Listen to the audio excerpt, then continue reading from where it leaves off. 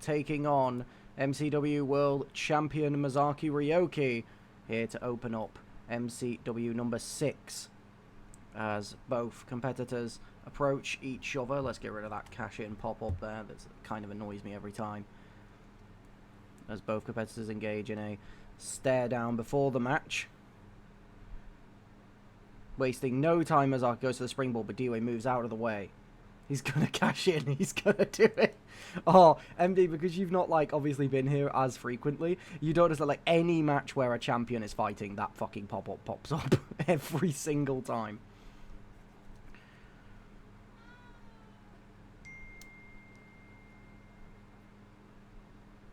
And the knee to the stomach of D-Way.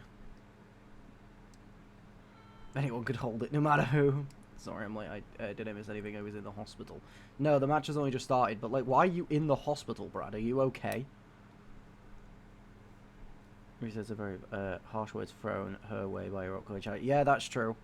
But she hit back in a way that only she knows how. And the DDT onto the apron there from Masaki Ryoki. Stomp into the stomach. Heart attack and appendix. Wait, like, for you? What the fuck, Brad? Are you good? Brad, are you dying? Do I need to, like... I don't know, do I need to start making all your characters, like, honorary Hall of Fame members? Do I need to prepare? If you're actually dying, disregard everything I've just said. Like, I'm assuming you're not, because you're not in the hospital, but, like...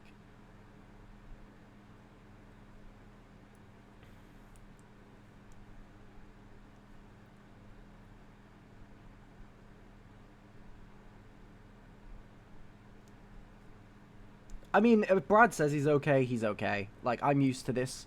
Like, Brad, you'll come to learn, new people here, that Brad is very, he'll kind of just seems to brush everything that happens to him off, so you kind of just gotta get used to it, I guess.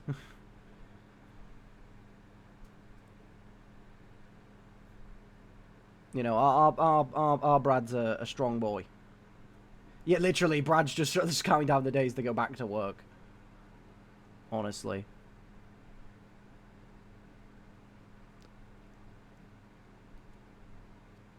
But no, like, all jokes aside, Brad, if you need anything or if there's anything I can do, hit my DMs, obviously.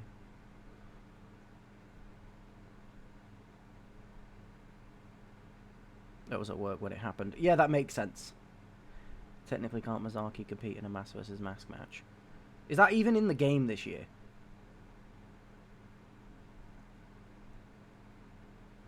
But I mean, I guess, but there's not really... There's only 2 people in the entire MCW that actually wear masks.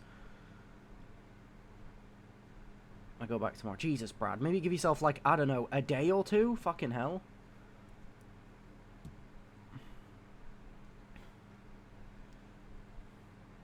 Mask versus hair. Brother thinks he's Dominic Mysterio. A lovely lariat there from D-Way going in for the pinfall. 1, 2... And a kick out at 2. No, neither. I mean, to be fair, I get that. My dad's actually the same way. He fucking... We'll go through hell and then we'll just go to work the next day anyway. And the headbutt for the biggest cranium of all time. But a kick out at 2. Is it me or can you not hear the game? Can you actually not hear the game? Oh. Hold on. That might be my fault. I can maybe try and fix this. Hold up.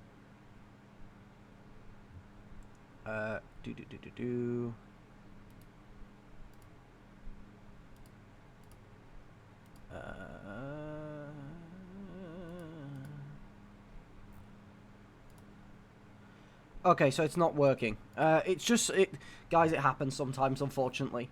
Sometimes a lot of the guys for season 1 will tell you that sometimes on some of the streams the game sound just won't work. Like, and then it'll work perfectly next stream, and I won't even change anything, and it'll just work. It's really... It makes no sense. D-Way scraping the face of the world champ on the ropes there. Engaging of a exchange of blows here between these two.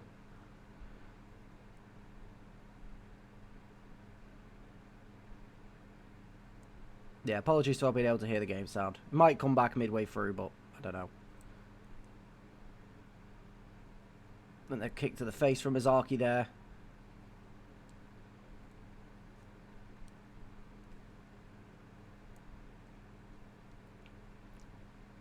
Yeah, the shit is weird with the stream stuff. Sometimes it'll work, sometimes it doesn't. And the Kamigoye from Mizaki. It's just a generic, I feel like, older generation man thing to just kind of work for everything. Mizaki going for the cover. 1, 2, and a kick out at 2. Kamigoye is not enough to keep D-Way down.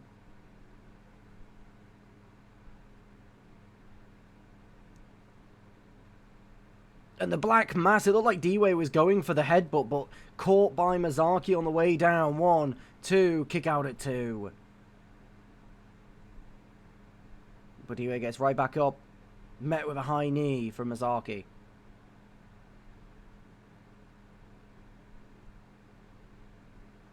And another knee from Mizaki. D-Way goes to get the leg up, but it's caught by the Season 1 World Cup winner.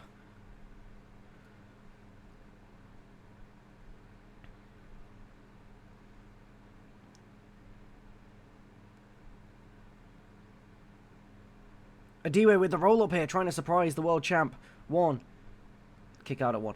You can submit another core in the same day. We just kind of ask people to not really, like, kind of take the piss with it. Because it's like, especially if you've not been here that long, because it's like, you know, prove consistency.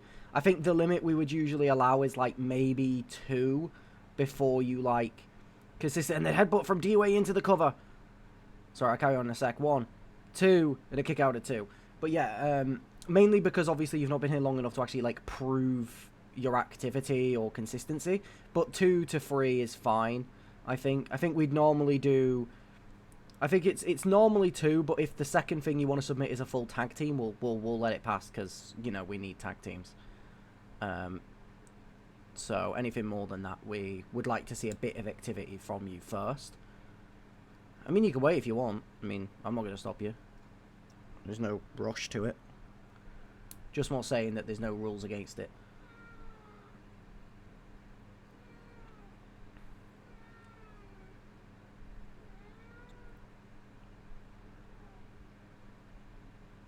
And Mizaki with a springboard kick. It didn't look like it connected, but that's just the game. Going for the pin. 1, 2, and a kick out at 2. Probably went for the cover after that. It's not even a finisher or signature. It's just a normal move. She went to the Leon Grimes school of how to go for a pin. And D-Way with the springboard frog splash crossbody. Goes in for the pin. 1, 2, and a kick out at 2 from Mizaki Ryoki. That's clearly not expected that springboard, but the roll up here from Mizaki Ryoki. 1, 2, and a kick out at 2. Maki goes to throw D-Way towards the ropes, but he reverses. Mizaki Ryoki catching with the fist. Goes to climb through the ropes, but D-Way catches her. Puts her in the corner. But Mizaki with the elbow up.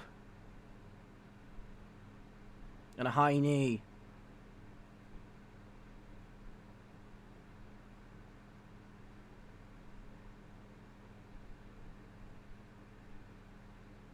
As Mizaki Ryoki locks in the Muta lock here, but the referee calls for a rope break. I mean, I'm not surprised. It was very... I don't know why she didn't move him away from the ropes. She started doing it and then just didn't.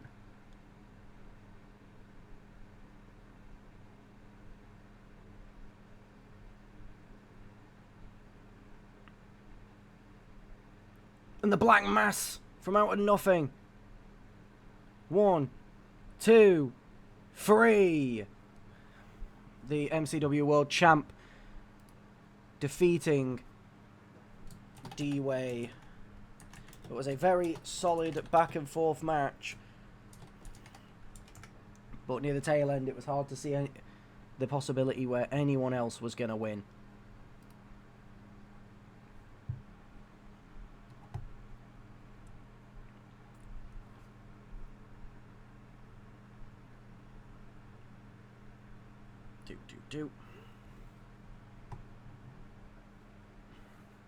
It'll just be an internet thing, Wendigo. It'll just be your internet played up for a second. Yeah, D-Way is looking pretty strong this season. Even in matches he loses, he puts up a decent fight, unless it's Max Black, but, like, that's Max Black. No one puts up a good fight against Max Black these days.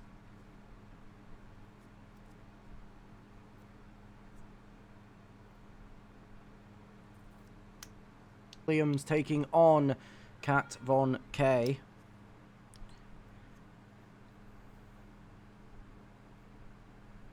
As they immediately start in chain wrestling, something we've not seen anywhere near as much in this season as we saw last season.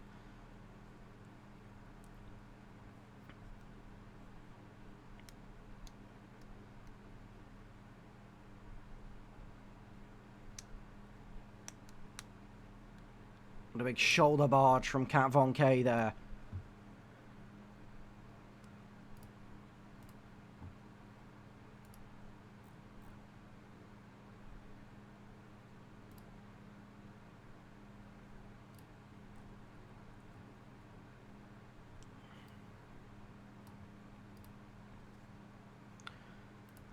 I could probably add a command, actually.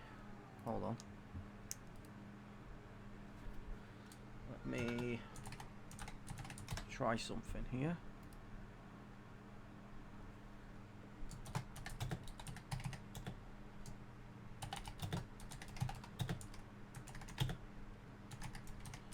Ewan Williams going for the pin early.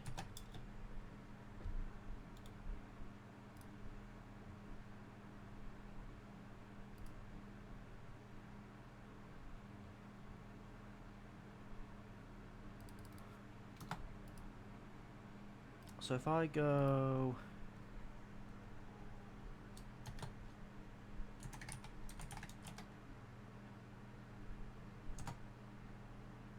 There you go. For anyone who wants it, that is, if you do exclamation playlist, it'll give you the full MCW theme song playlist of every theme song currently active within MCW.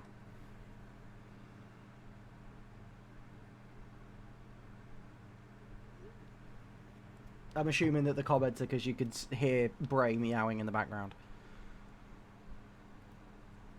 Listen, he's a bit. Listen, Bray's a big part of MCW. You know, he's been here since the beginning. Him. If you want to be technically speaking, he's one of the founders.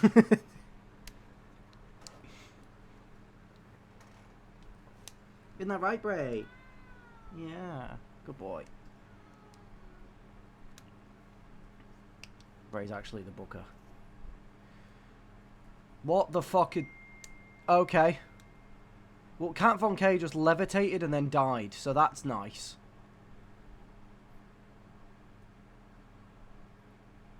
My dog heard Bray and started barking. Fuck you, Brad.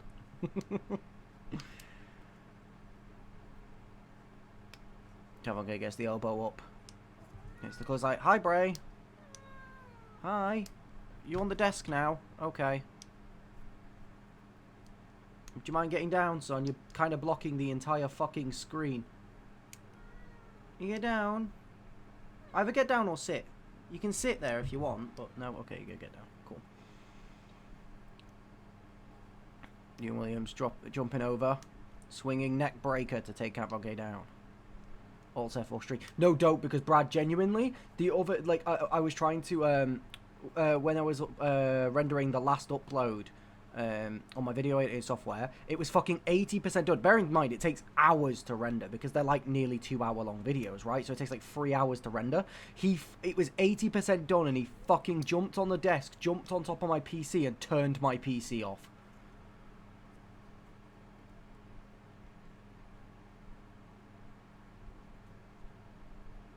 So I just had the whole fucking rendering all over again. Like, it's not the end of the world, it just means I have to fucking leave my PC on. I'm going for the pin now. 1, 2. Kick out at 2 for Kat Von K. Oh.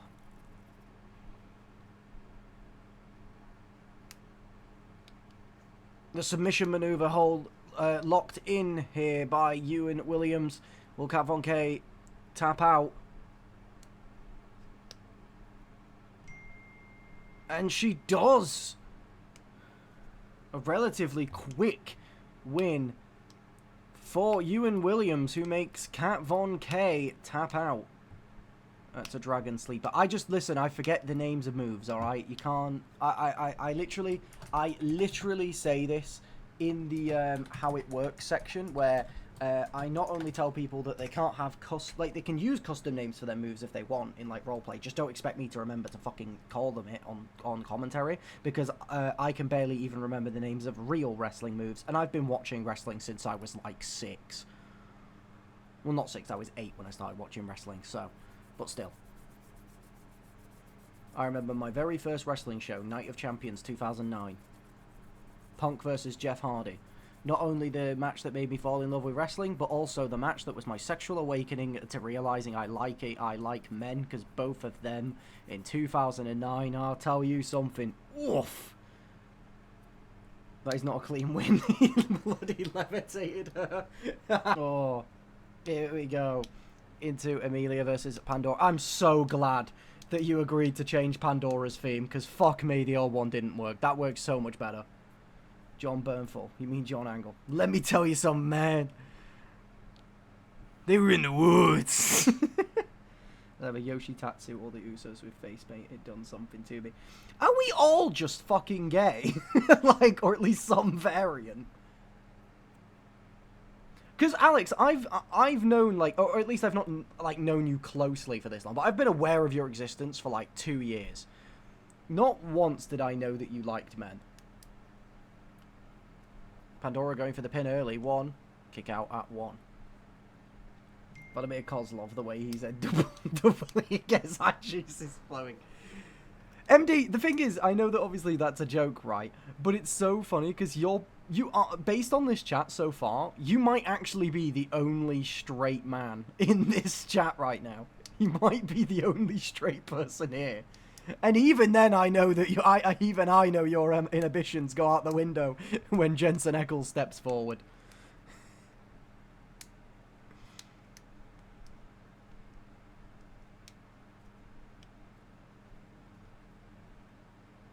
I know that when Jensen Ackles comes forward, all of them are gone.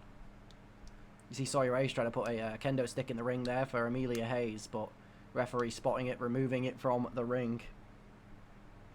Very, very new. Cena was already 17 world champ, and Seth was missing it. But fucking hell! I don't mean to sound rude when I say this yet.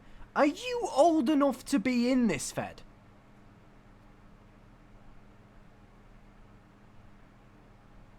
What do you mean he's going to be the only until he sees the Miz? You think MD hasn't seen the Miz? Bro, MD's been watching like WWE for like fucking a decade minimum.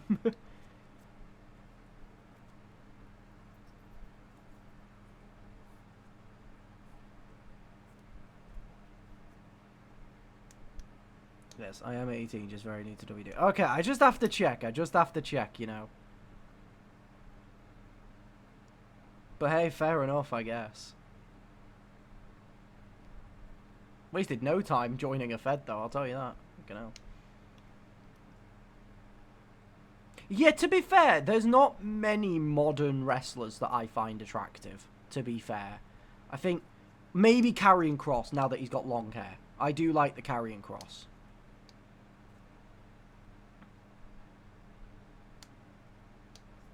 Karrion Kross is definitely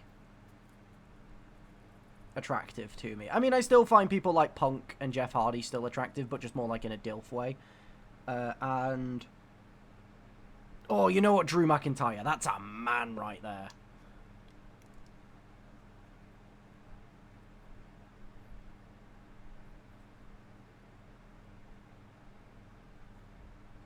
Oh, yeah, you've basically just missed the whole thing, TJ, where we realised that basically oh, yeah, Finn Balor as well, yeah.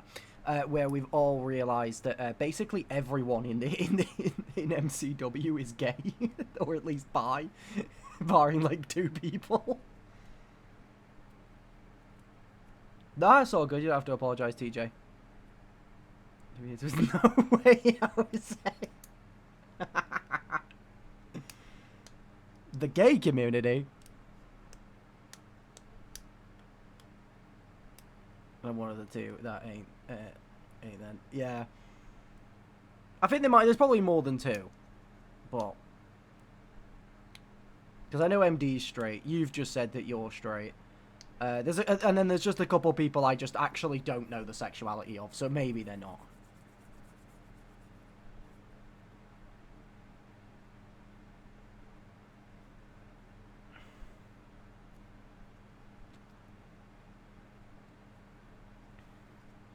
I mean, that's not ironically. I mean, like, it makes sense. If she's bi, then, yeah. I don't know. Honestly, for me, I find earlier John Morrison hot. That's true. John Morrison had something about him. Going for the pin now. 1, 2. Kick out with 2.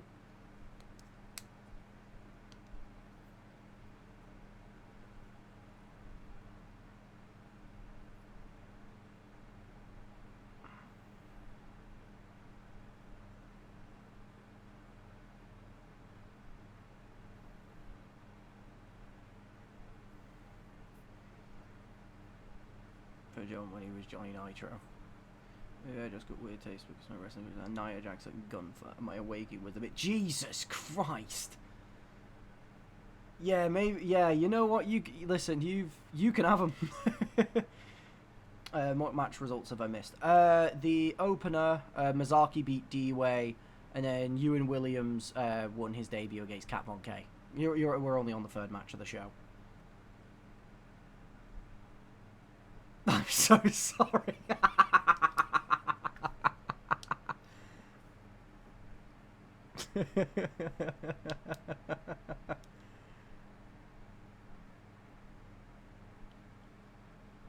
Amelia locking in the submission maneuver here on Pandora Vioto. We've already seen one tap out tonight. Will we see another?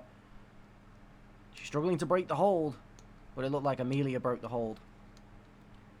MCW Twitch, chasing MCW Twitch. Oh, facts. I mean, until the full video goes up on YouTube and then everyone realizes how much of a freak everyone is.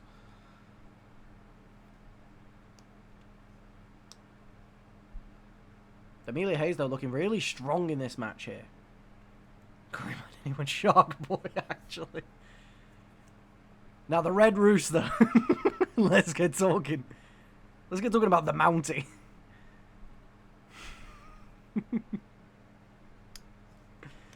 Oh. Yeah, I'll say now, I don't actually know what to call you, but the guy who just started watching wrestling, if you like Gunfer, go back and watch Walter. Go and watch Walter matches. If you haven't already, go back and watch them. Walter was so far clear of Gunfer. They're the same person, if you're not aware, by the way, but he was just so much better as Walter. He was way bigger and he put on better matches. Specifically, go watch his matches in NXT UK when that was around. What a goaty promotion. Walter versus Ilya Dragunov, Walter versus Pete Dunne, Walter versus Tyler Bate. Oh. Walter versus Ilya might be my favourite match of all time. It's hard, I don't really think about it that often. And the G-grip from Pandora Vioto going in for the pin. 1, 2, and a kick out at 2 from Amelia. So his job on the Indies was the bank. That's true. Walter also had some good matches on the Indies as well in general. Like, he had a really good match with... I don't want to say his name, but, you know, sexual abusive defender. You know. Yeah, I think MD, you know the one that I'm on about. That's why you're putting the ... Oh, it's such a shame, man. Like why? The first time in history where the best wrestler on the planet is British and then he becomes a fucking paedophile defender. Oh. God.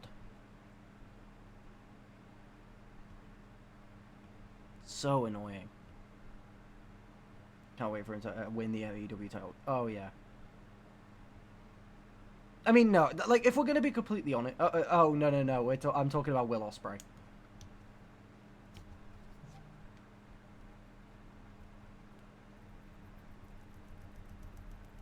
Yeah, Will Ospreay was, yeah, it's a shame.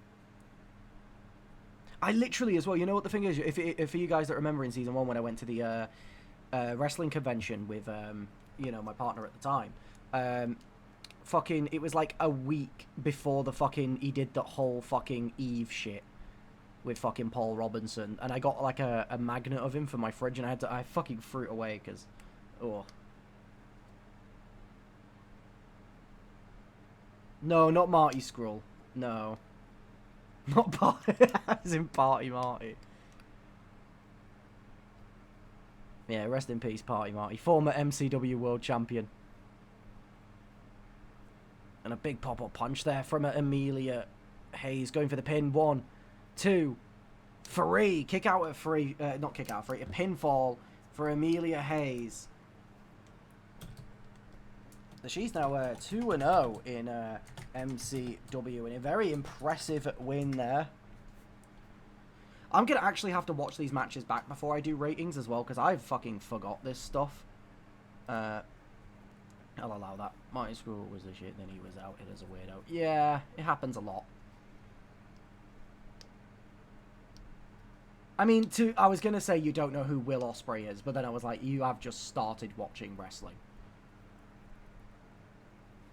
I remember one segment where Valkyrie and Mako title ring post and just beat the shit out of it. Yeah, I said this for ages now, that like Lyra Valkyria is like one of the most underutilized talents in WWE at the moment. I've said for the last 3 years now, and like John and MD can back me up on this. Like, I have consistently said that she should have been world champion by this point.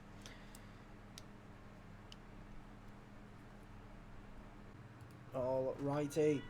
Right, don't yell at me. Reece James, Nick Stella Cruz. Let's go.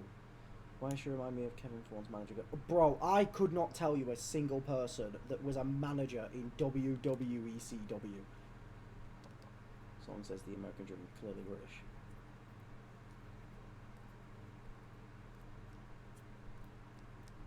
Me when I am the American Dream, but I am in Britain.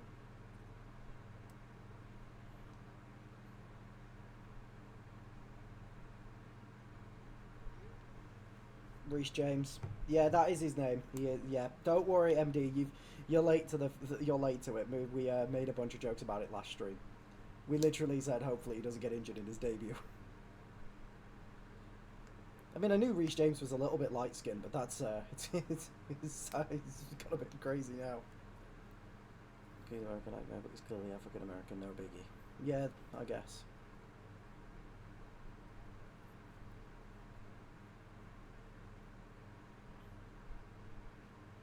Low-key, like, I'm excited for the Bad to the Bone PLE, because I'll be up front.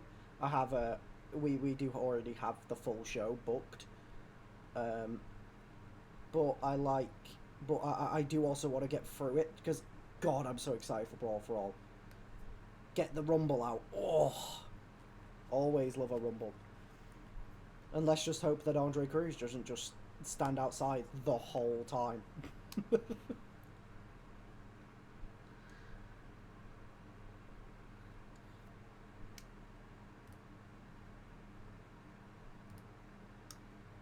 Why are you saying fuck off, MD?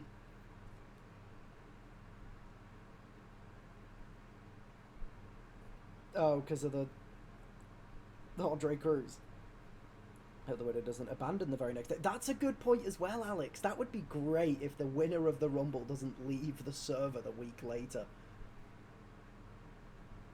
But, you know, you got to look at sunshines and roundabouts, because if that didn't happen, then the chamber match wouldn't have been for #1 contendership, meaning we wouldn't have got MD World Championship. So, you know, swings and roundabouts.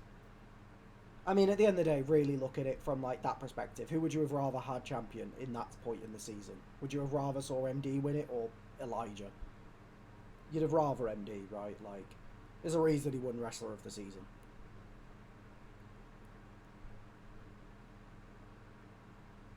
And the Bullhammer going in for the pin here. 1, 2, kick out at 2. Oh, you don't even, guys, you don't even want to know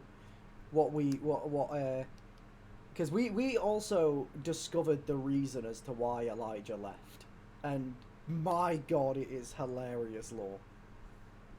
how do you get a championship shot in WWE for the Rumble? Is it the same here? Yes, but you don't get the title match at like our version of the Mania. You get it for our version of SummerSlam. Oh, I could easily say it. So we found out that the reason that both Elijah and Sean left is to go and join another newly started up federation, which was started by Eddie Page and Dante Phoenix. 1, 2, kick out at 2. That's where that went. Yeah. Don't worry, you had the names like Uncle Laser was there as well.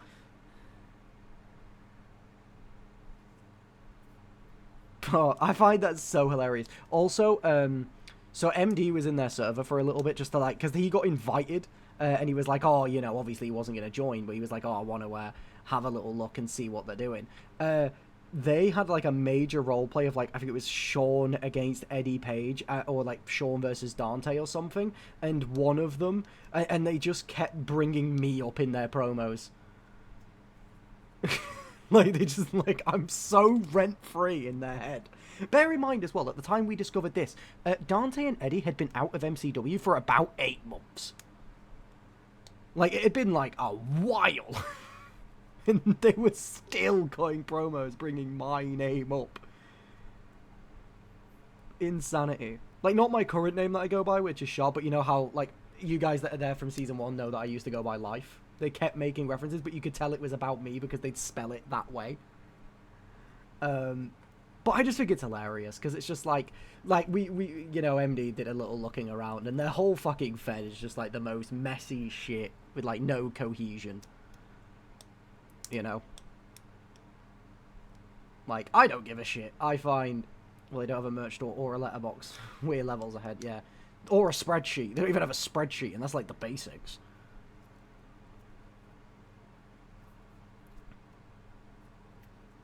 Like, that's why I don't get bothered by if people ever leave for other feds or, like, even create other feds. Like, I don't really care because it's like, I know that you won't get what you get here because you don't get really any, like, E-Fed owners that are as dedicated as I am. Especially not without having, like, massive teams and, you know, and stuff like that, where it's like, with, here it is literally just me. The only thing that I get help with is, like, the fucking, like, booking. Where I get help from John and MD. I mean, mainly John at the moment, because MD's been busy, but he's still technically part of the booking team. And then the only thing that I haven't done myself was the titles for this season, for this game. I got those commissioned. But I still paid for it with my money, so, you know. Nice little sliding drop kick from Reece James there.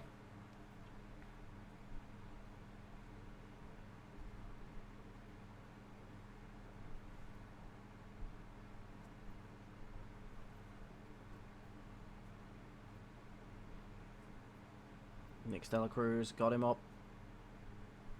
Playing with a side slam.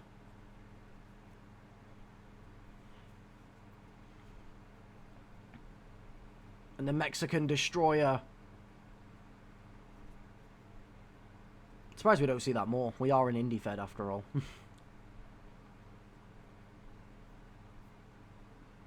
Going for the cover now. 1, 2. Kick out at 2.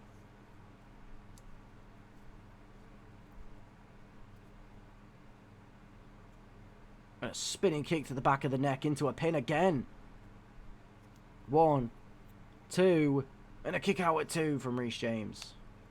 I thought it was all over there, to be fair. But it was not. Reece James catching the leg.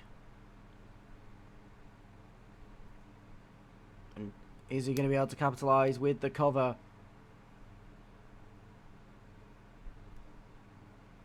Need to change that to Sig and change the adios. You're gonna have to tell. You have to send me that as a message, dog. I'm not gonna remember it based on a Twitch chat. And you know my rules. You have to tell me exactly what you want to change it to. So used on the Indies. I say we submitted a call who uses like 5 different super kicks. What do you mean 5?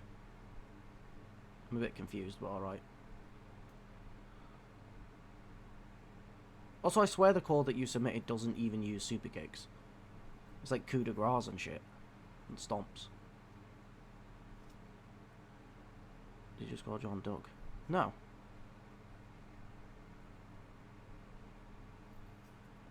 Definitely didn't call John Doug.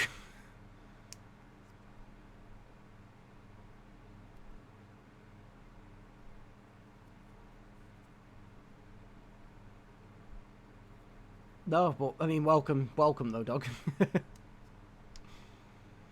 See, Doug can get a lot of credit for MCW, actually, because the amount of fucking money that bloke donates. 1, 2, and a kick out at 2.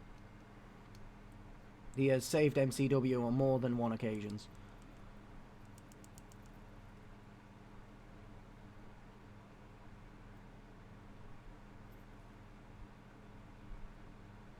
Just being in and out. Yeah, I remember. I'm more just saying, like, welcome back to, you know, because I know you're hopping in and out. I know that you came in earlier.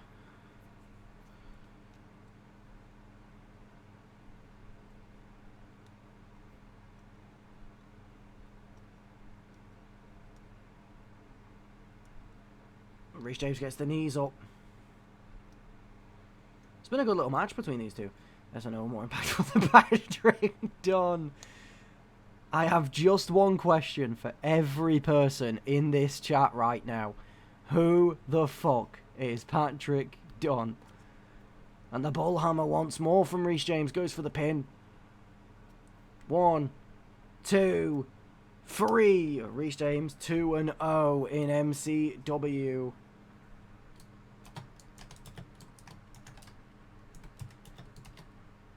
We are seeing a lot of cases of newer talents doing really well.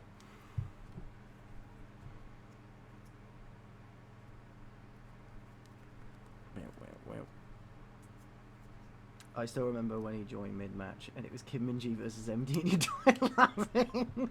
Because why was he there? It had been like, I think it was like 4 months since he was there.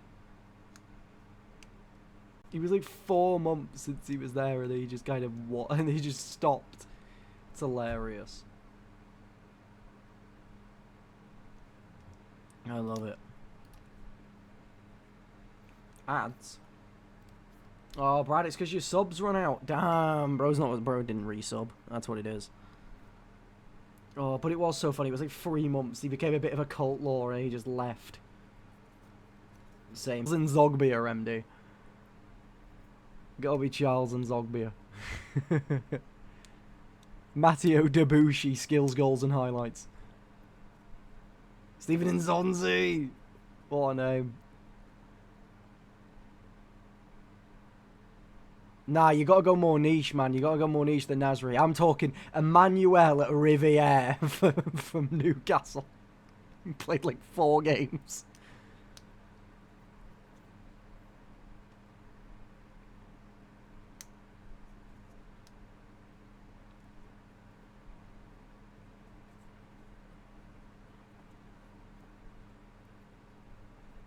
I mean, to be fair, they're all new. Like, Luca's had 2 matches. This is Remy's 2nd match. Like, they're all new, relatively. So, David Ngog. He's not even French, though. David Ngog weren't French. Nah, you're LARPing French footballers now. Lincoln Cole bringing in a kendo stick. Hits Remy Jr. on the head. David Ngog's French. No, he isn't. David Ngog is French.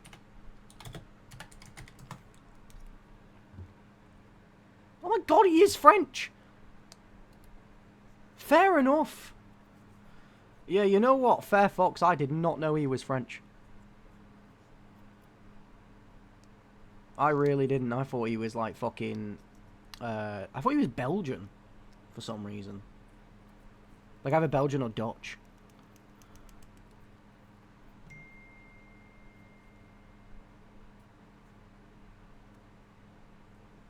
Augustine Boguy. Fucking hell. John, there's no way that you refuse to I refuse to know that you didn't look that up.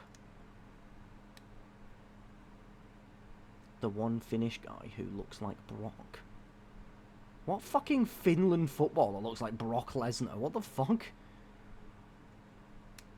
MD, do you have any idea who he could potentially be talking about there? Oh, Etienne Capoue. Mate, no, you need the French. Oh, he's not Finnish. He's from Norway.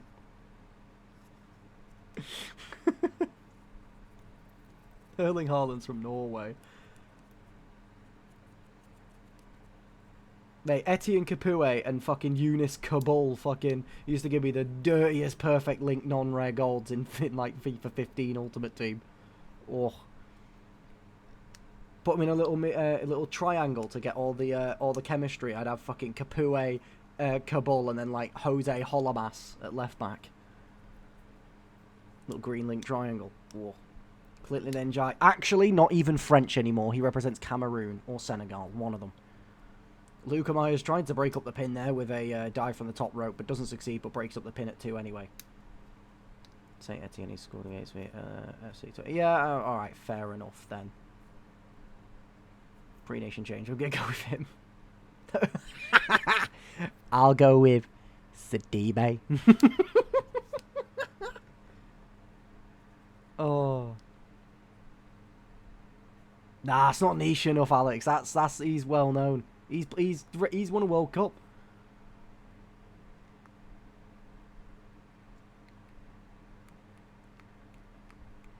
Look at Myers with a big elbow to Lincoln Cole here. Remy Jr. trying to sneak up with the kendo stick, but caught in the back of the eyes of Luca Myers. Hits repeated punches into the stomach. Now picking up the kendo stick, taking it to Lincoln Cole. Repayment for Lincoln doing the same thing to him earlier in the match. Jeremy Menez. Oh. Nah, I'll tell you what. The Jeremy Menez and Felipe Mexes. Oh. Is another elimination. No, this isn't elimination. This is just normal. We're gonna test, see how it is. They wouldn't break up pins in elimination, Brad. And we're just trying to see, because we don't want to, like, rule out the idea of normal triple threats, so we're just going to test it. Plus, with everything else being normal matches, we knew it wasn't going to last that long. And the pedigree from Luca Myers. I kind of forgot that I was the one who gave the suggestion of the pedigree. 1, 2, kick out at 2. Now, give me Rod Fanny. Right back for Marseille. And Luca Myers still not done with Remy Jr. here. And the styles clash into the pin. 1, 2, and Remy kicks out at 2. Romain Alessandrini. What a guy. Goes for the leg drop, but rolled out of the way. Camera really wants to focus on Lincoln Cole here for some reason, even though I'm... okay. Take Robert Snodgrass from West Ham many years ago. Excuse me, that Robert Snodgrass is actually Norwich City and Hull City legend, alright? Because Robert Snodgrass, for some reason, was like a really big meme in my school for some reason. Stephen Mooney, pre-nation. I love you have to just keep specifying pre-nation change, MD. You can't run GTA 6 on Robert Snodgrass.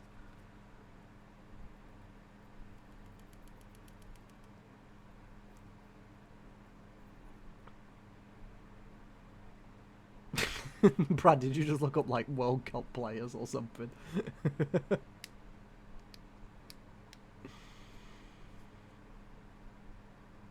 I did see a post, though, and it is so true. I always see a post go viral, like, every year, where it's just like, guys can just sit around and name random niche footballers for 2 hours and have fun.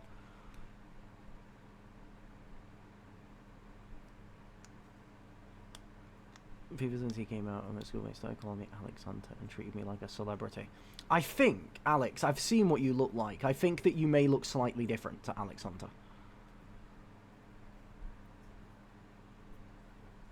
Listen, I only know 2 hockey players ever, and that is Wayne Gretzky, because I'm told he's the GOAT, and technically Petr Cech, who I only know because he's a footballer, but I know that he moved to do hockey. Baseball, I genuinely think I could maybe name you one, which is Babe Ruth. And then, actually, no, I can't name you it, but there's the one that like killed his parents or something. Forgot his name. Who Snodgrass is, but I can tell you everything about Jarens,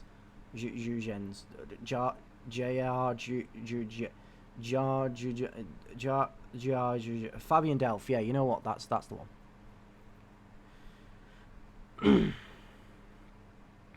Now, we know about Daniel Amati, though.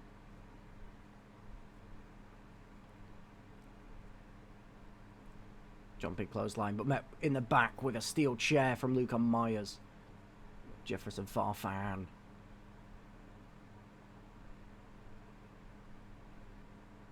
Dan Serafini. I don't fucking know who you mean. Who's Dan Serafini? The pitcher who killed... No, he was... I think he was Spanish.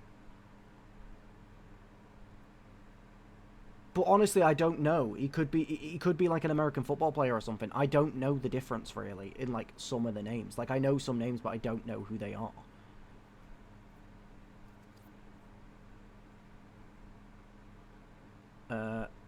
Oh, yeah, Aaron Hernandez. That's the one that I'm thinking of, yeah. Aaron Hernandez. You're going to be so confused by the topic of discussion changes every match. Nah, people are used to it. Like, I've always said, MCW is a hobby. Like, it's supposed to be fun. Like, people don't need me to over-commentate them. I'll try commentate matches and stuff, but, like, they don't need me to over-commentate. Like, you can see what's happening on the screen. You know?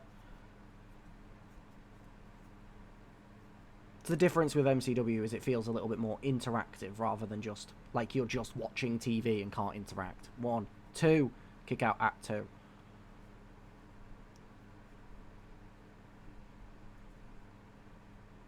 American football player, okay.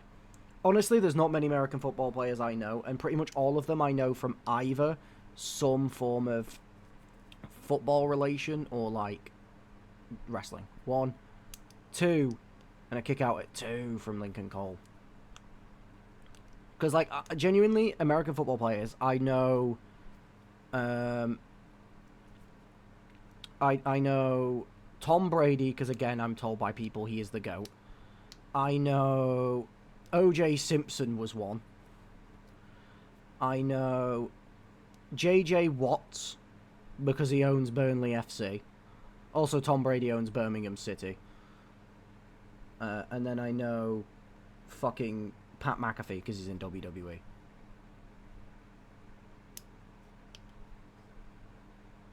But that's probably all the American football players I could name you. Oh, yeah, but, like, they don't count. I'm talking people that, like, were more famous in American football than they were in something else. Because there's, like, so many different wrestlers you could name. Like, Brock Lesnar was one. Braun Breaker was one. Like, it doesn't really mean anything.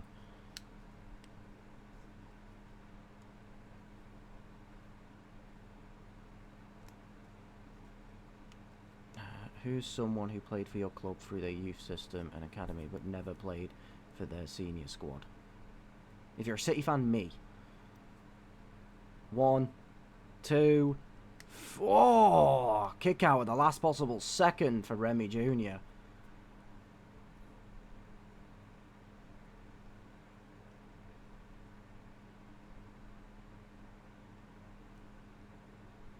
For Wolves, I think Connor Carty, I don't think, made a senior debut for Wolves, I think. I think he played throughout all the youth academy stuff.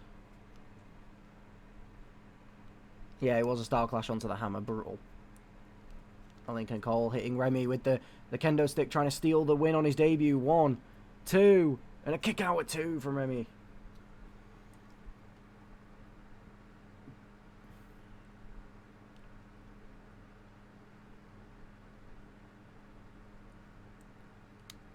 Luca trying to go crazy with the kendo stick, seeming successful so far. Waiting for Lincoln Cole to get to his feet. And he goes for another Styles clash. Into the pin. This could be all over here. 1, 2. And a kick out at 2. It's not over yet.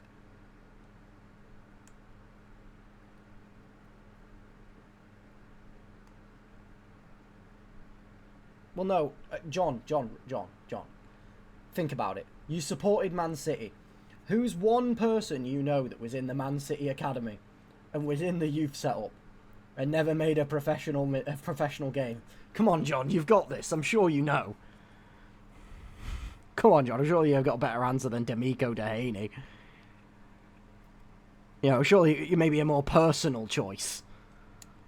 Luca Myers going for the cover. 1, 2, and a kick out at 2 again.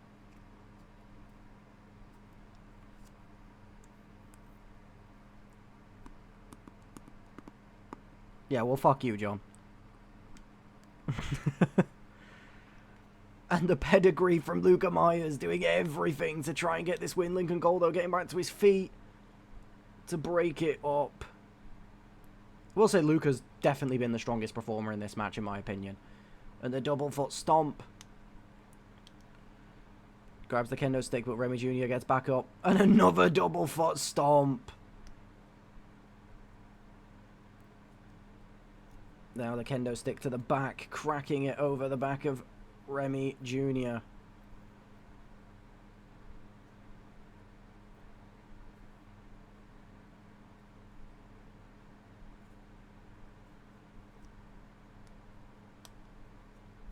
But Luca Myers lifting Lincoln Cole up for a Styles clash.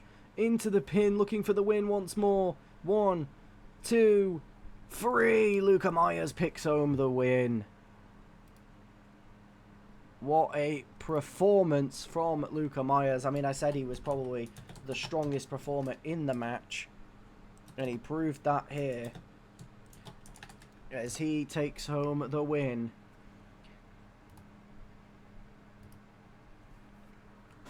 Was a good little finish. Yeah, Luca Myers didn't phone in this time.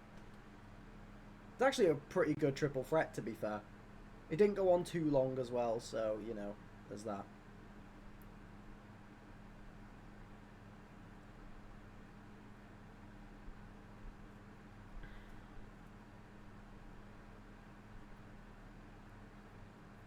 Yeah, maybe a bit longer. It might have been like 15. I'm not going to pretend I was counting, but it could be somewhere around there.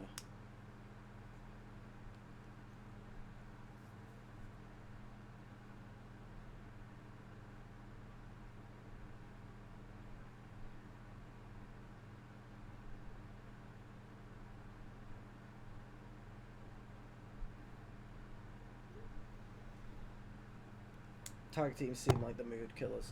Yeah, true. With that on purpose, you know what I mean? Because there's a chance it could have been.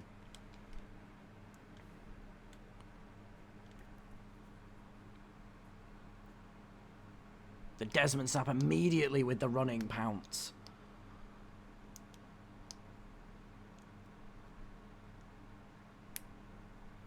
Desmond is a big boy. Maybe because of the intro motion breaking. I don't know, maybe. It could be, yeah. Well, when I get a chance, I'll try and sort it. Goes for a big splash, but Elena Claire gets the knees up.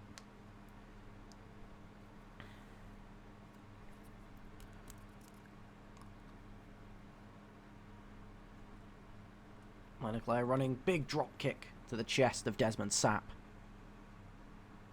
Trying to feed off the crowd, the energy of the crowd, which you guys probably still can't hear, but, you know, oh well. Listen, it's been a scuff stream, but it's been a fun stream, you know? Which, to be fair, I will say, that's a good sign, because last season, scuff stream meant very bad, very depressing, very anger-inducing stream. So the fact that scuff stream means entertainment this season is definitely better. Do you got a question? What's your favorite IRL match? I mean, I mentioned mine earlier. It's probably Ilya and Walter. Ilya Walter. Honorable mentions is like the TLC 2 match.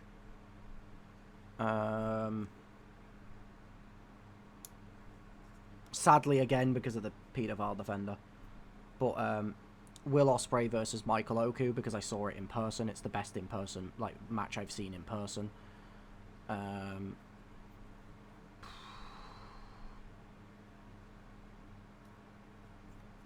Like, honestly, if we're talking non-normal match, I do really love the 2020 Royal Rumble.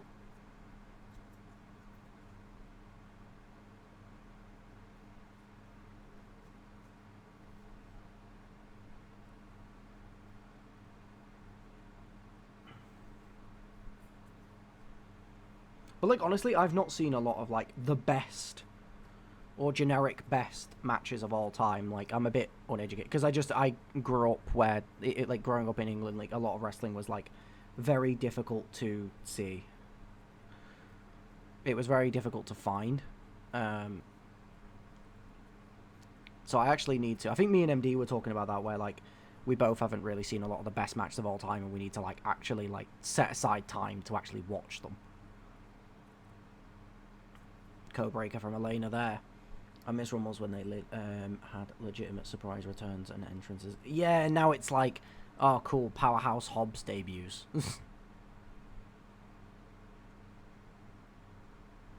Like, was the last good, like, return in a Rumble, was that not just, like, thingy? Was it not just Edge? Was Edge not the last good... I will not respect Hobbs. I don't give a shit. Best match I've ever seen in person was Brodito versus Akana Takeshita at Wrestle Dream last year. That's a good match to have seen live, to be fair.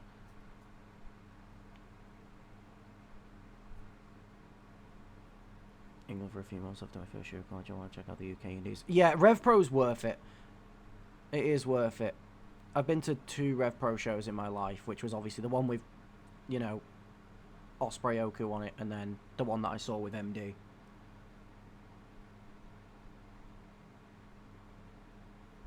Ray from 2018 at the bigger pop. Are you insane? Genuinely, go back and watch them. There's not even the pop isn't even comparable. Edge's is way bigger. 1, 2 with the spinning back fist isn't enough to put Desmond Sapp down.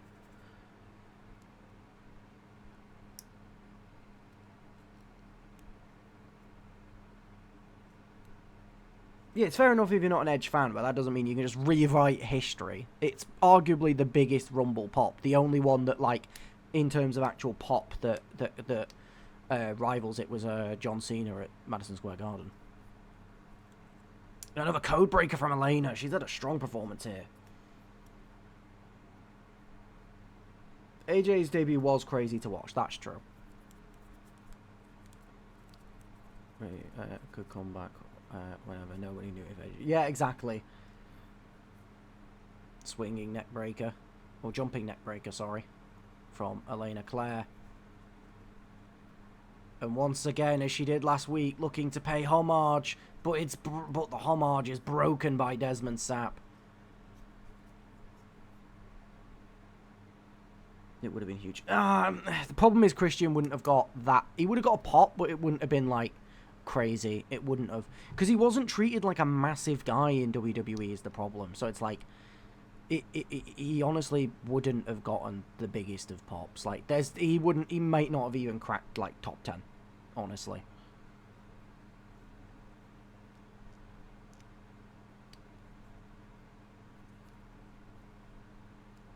Yeah, like listen, I kind of like Speed. At least like from a personality perspective.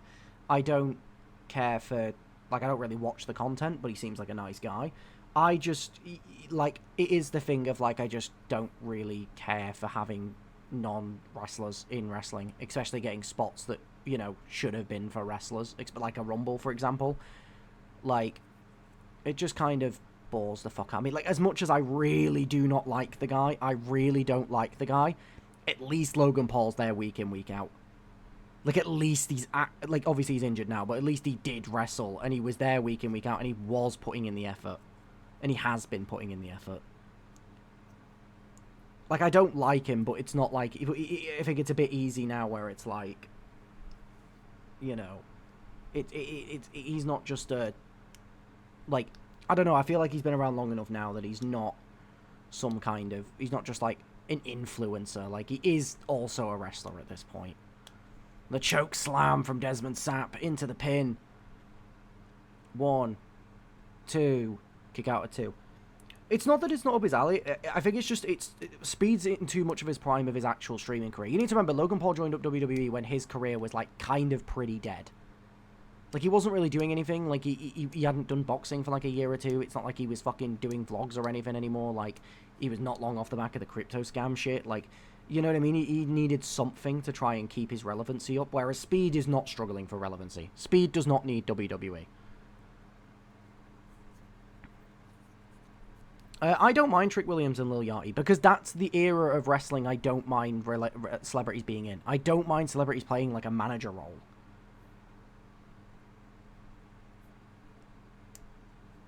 Okay, Wendigo, that's not a career, that's business. There's a big difference there. For example, fucking KSI runs a real estate business. Do you give a shit, though? Like, you know what I mean? It's not relevant. And goes for the homage one more time, but it's still blocked by the power slam of Desmond Sapp. Yeah, for a bit, but I think it's gone on too long. I disagree. I disagree with the Chick Williams thing. I actually really do like Lil Yachty as a manager. I think he's quite charismatic. I think he's entertaining, and I think he matches Trick Williams' charisma really well. And I just generally like their chemistry as a duo. Like, I actually think it's a rare case of where it actually works. Like, quite a lot. I'm a big fan of how Lil Yachty's doing. Also, major ping with me with influencers and celebrities in wrestling that Lil Yachty is consistently proving is, like, he actually cares about wrestling. Like, he knows about wrestling, and that's, I think, very important. Elena Claire going for the pin off the spinning back fist. 1, 2, a kick out at 2. This has been a really good match, actually. Expressions of the defense's manager in TNA is hilarious. Yeah, like, I don't mind if the celebrity actually likes wrestling and they're not just there for, like, business purpose.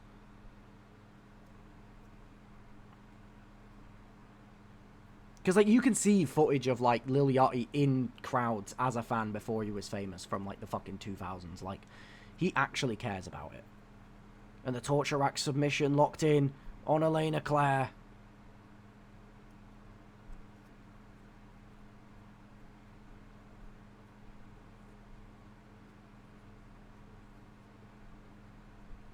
Desmond Sapp, let's go. Realizing Elena isn't going to tap there. Bad Bunny wasn't bad as a wrestler, though. He wasn't bad. He wasn't awful. It was fine. Again, I think with him as well, though, he was one of that didn't really overstay his welcome. He was in, like, what, 2 Rumbles, and he had the actually decent match with Priest. Like, sure. A lot of celebrities love wrestling, just WWE doesn't utilize them well. Yeah, exactly. I agree. Lose game his title. I don't think they would give him the right third title, then lose it for 3 weeks. Like, I don't know. It stinks of going back on Carmelo for me. So they can build towards, like, Carmelo trick at some point soon. And a suplex from Desmond, a big one.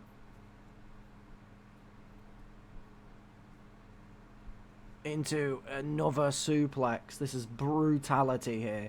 It's this kind of brutal repetitiveness that saw Helga get injured against Desmond Sapp.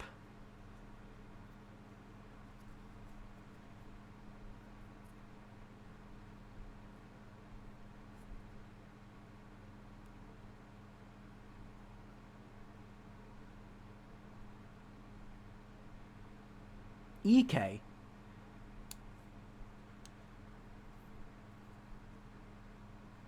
The reverse DDT. 1, 2, 3. Elena Claire. Why would they have an... yeah, but why have someone from NXT win the AAA title? That seems a bit dumb. Elena Claire, though, picking up a very opportunistic win against Desmond Sapp. That was a great match between those two. But yeah, like, why would you have someone from the NXT roster win the AAA stuff? Like, I don't want to see that. Like, it's like when they did that with fucking TNA, where just they gave all the fucking titles to NXT people. You're just actively diminishing the brand that you're supposed to rebuild. Like, it's dumb. Yeah, I know, but I don't want him to win it. Alright, here we go to the second last match of the night. Doug Foster taking on Wayne Evans. Wayne Evans immediately pouncing onto Doug Foster. Of course, both of these people got some redemption that they want to be able to get here, with Wayne Evans, of course, losing his world title shot that he got at Ground Zero, losing to Masaaki Ryoki, and of course Doug Foster losing his title, his international championship, to Frankie Vendetta, and then losing his subsequent rematch at Ground Zero in a brutal hardcore match where Doug was put through hell by the Da Vinci of Violence, and a huge DDT already busting Doug Foster open. Oh, I kind of forgot that Doug will have, like, probably, like, you know, like the universe mode, like, status effects, because he just had a hardcore match. Like, 2 weeks prior.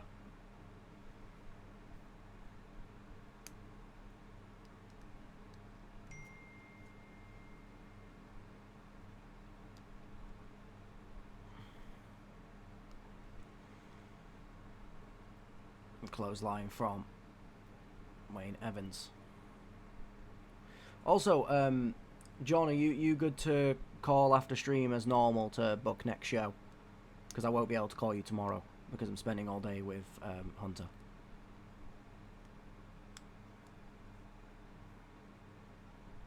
Going for the springboard there, but moved out of the way. Nice. I don't know if you'd be about, MD. If you are, then you can obviously join as well, but I have no idea if you would be there or not.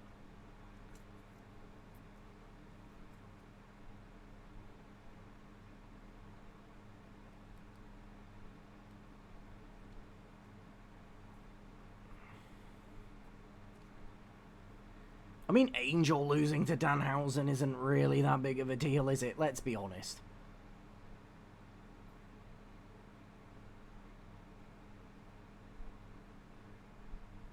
Wade Evans, though, coming in with a vengeance, not going... Yeah, but just because he's your boy doesn't mean that he's immediately now valued by the company. Do you know how many of my favourite wrestlers get completely fucking ignored in WWE? I also may be able to join. Alright, sounds good. I'll, after stream, then I'll call the group chat. You might actually be able to, you know, what's it called? Contribute to some of the booking of the Go Home show for the first time in this season.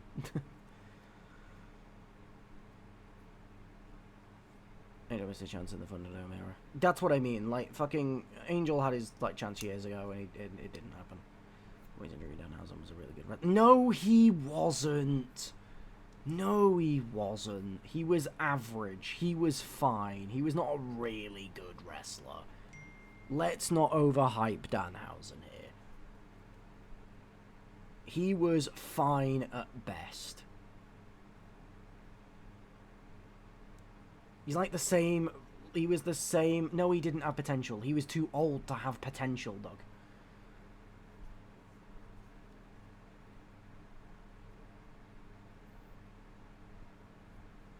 He's like... He was like very similar wrestling level ability. Danhausen, he's like fucking like... I swear he's like late 30s, right? Danhausen?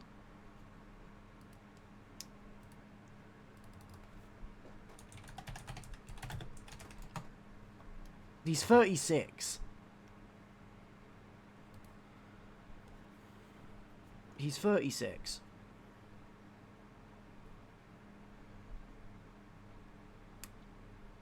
But no, Danhausen was not a great wrestler or really good. He was just fine.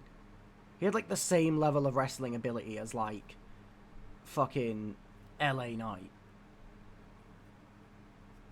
Just obviously wrestling different style, but they're of the same kind of ability.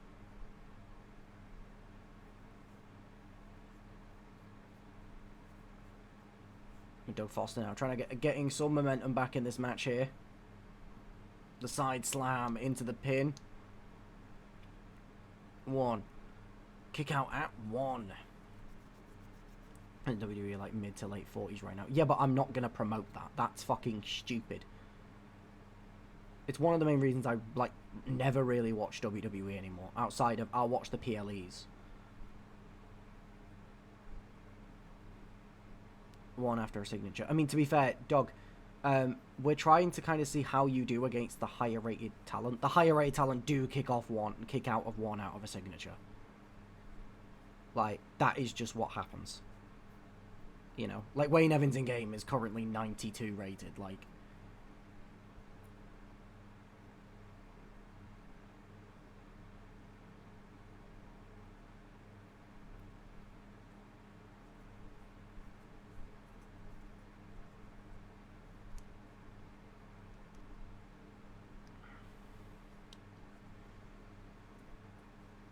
but that's only because we're letting the game decide ratings until probably just before the PLE. Or maybe after, I don't know, I've not decided yet. Where we'll do our first rating refresh. We didn't do one for the first PLE because there just wasn't enough to go off.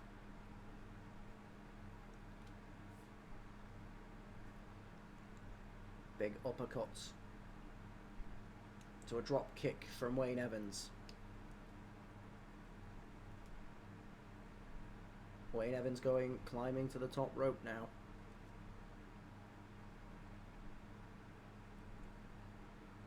A lovely 630 moonsault. 1, 2. Kick out at 2 from Doug Foster.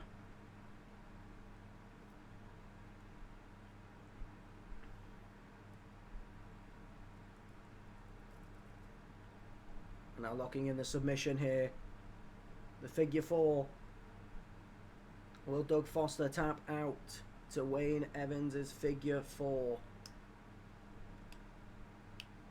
Does seem to be struggling to break the hold.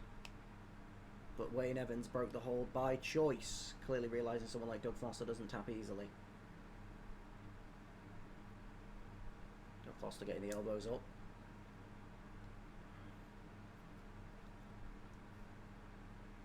He was trying to go for the grapples, but you can see almost like maybe the dizziness and the wear and tear of the brutality that Doug Foster's been around recently.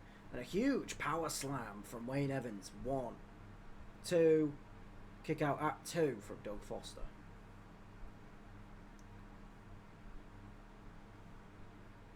Wayne Evans climbing to the middle rope. Big shotgun drop kick from the middle rope. And now he goes to the top. Wanted Doug Foster on his feet. A jumping clothesline. And again, just every time that Doug wants to take the fight to Wayne Evans' speed is just too much. And we expected Wayne Evans to come back in here with some, with the purpose of having a message to send after losing his world title opportunity at Ground Zero. And I think he's proving that he should still be in and around that area.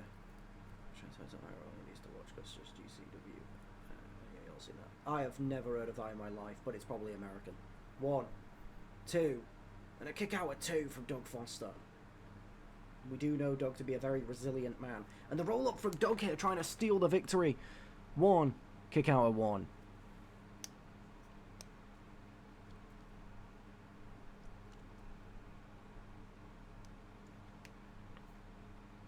Waiting for Wayne Evans to get up.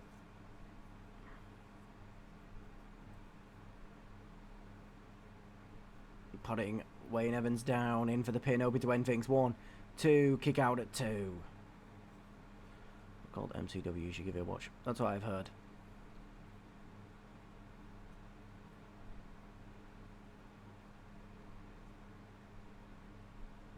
For Foster with the rolling face plant into the pin. 1. Kick out at 1 from Wayne Evans. As he rolls right back up. Met with a DDT from Doug Foster. As he now climbs to the top rope. You see the bruises over the chest. And the double axe handle from the top rope. Now targeting the arm and shoulder of Wayne Evans. But Wayne Evans returning with the punch. Planting him down into the pin. 1, 2, 3. It's all over. Wayne Evans picking up the win against Doug Foster. It did look like Doug had a bit of a chance, a bit of valiant fight in him after all he's been through lately, but it wasn't enough to put down former All-Star champion Wayne Evans. But it was a good performance for a man who's recovering from a very brutal match.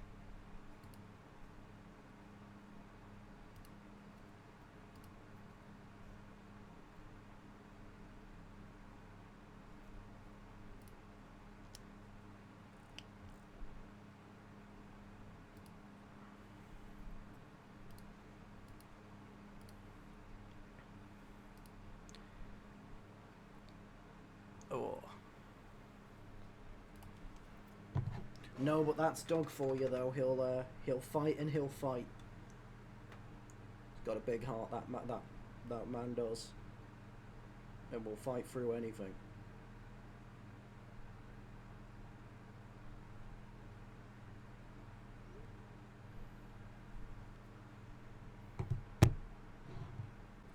Have a good night, Alex. But there it is, the European Championship on the line here. As you have Reagan Knight, member of the Fallen, the one half of the most recent challengers for the MCW Tag Team Championships at Ground Zero. Of course, as they took on Survival Instinct, actually, member of Francis Sharp's led faction. Don't know why the camera angle's so weird with this fucking load up, but okay. But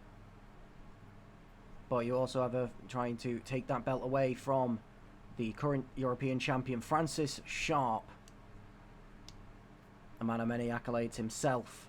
As Brad covers there, he only needs a world title to be the first ever Grand Slam champion in MCW, the only person to win 3 different belts. Of course, first he was the inaugural champion, the inaugural international champion of MCW.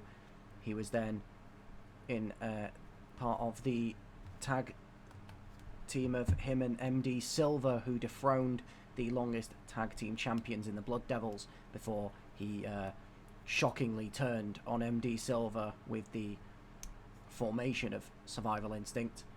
And now, most recently at Ground Zero, becoming a European champion, beating leader of the Fallen, Henry King, the man who dethroned the longest title reign in MCW history of Leon Grimes' European Championship reign, as Henry King brought that to a close by putting his career on the line, no less, at Final Destination. And not only did he defeat Leon Grimes while putting his career on the line, he also managed to injure Leon Grimes, who hasn't been seen over the course of since the start of Season 2, as he is under CTE protocol after a nasty concussion and small skull fracture suffered by the European champion. Of course, Francis Sharp was also in the World Cup, something that Reagan Knight was not, but he was not very successful within the World Cup. But Reagan Knight trying to get the win early, but kick out before 1 from Francis Sharp. Caught by Francis here with a big one-handed powerbomb. A headbutt to a seated Reagan Knight.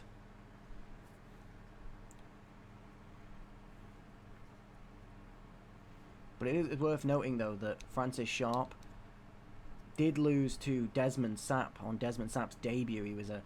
Francis was a mystery opponent, and it looked like all the cards were stacked against Desmond, but then he got a shock victory for the enforcer of the Fallen.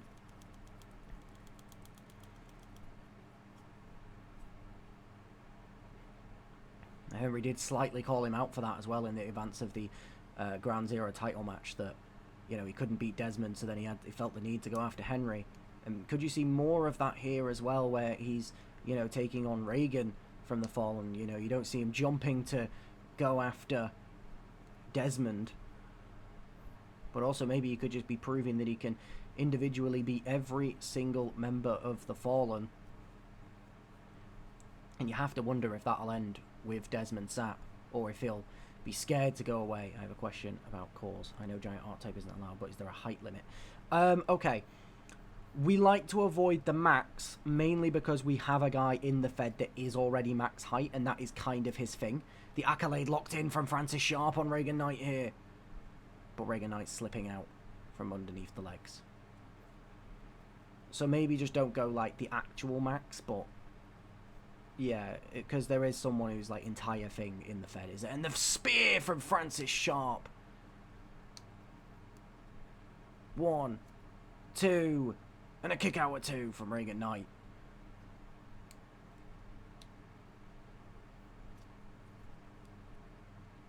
That's why I was just curious. A few guys.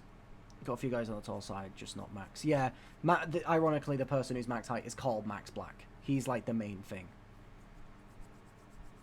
And he's like arguably the biggest star in the company. Like, he's like a big name. He held the world title twice last season. So he's the only 2-time world champion in history. Wayne Evans tried to equal that record at Ground Zero, but he didn't.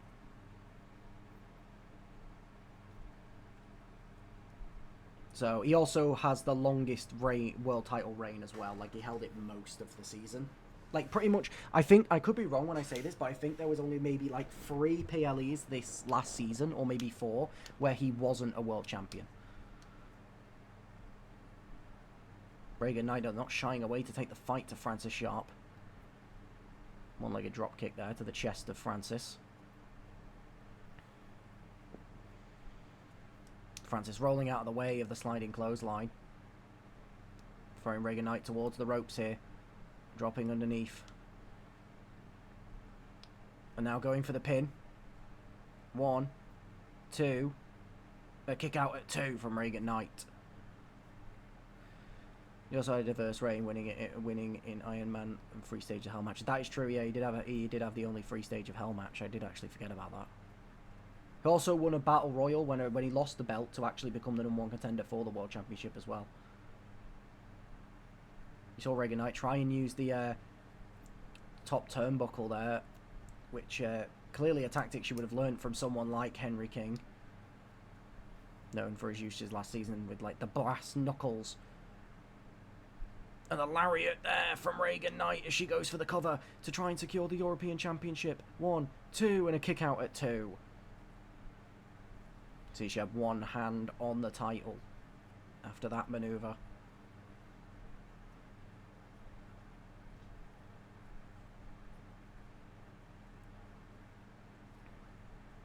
And this is not just about Reagan getting her first ever title in MCW. This is also about bringing glory back to the Fallen, bringing the title that belonged to the Fallen back to the Fallen.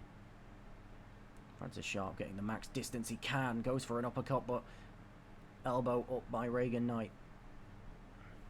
Goes for Francis into the ropes. Francis returns though, and a big pop-up uppercut. Francis picking Reagan Knight up now. To a big choke slam.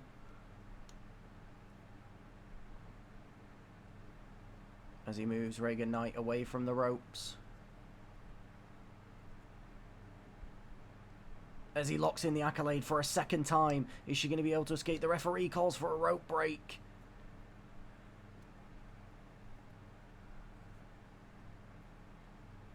Thrown against the ropes. Into a spear. Goes for the pinfall now. 1, 2, 3. Francis Sharp defending his MCW European Championship against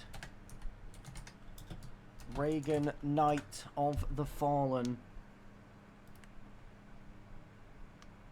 Yeah, it's a console fed, yeah.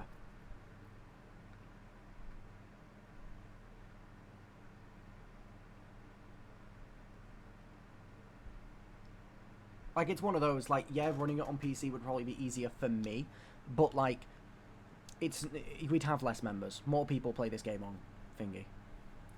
I mean, it's to be expected, though. I mean, Reagan Knight is someone who's adapted to the tag team scene. Has never won a singles title in her career, whilst Francis Sharp has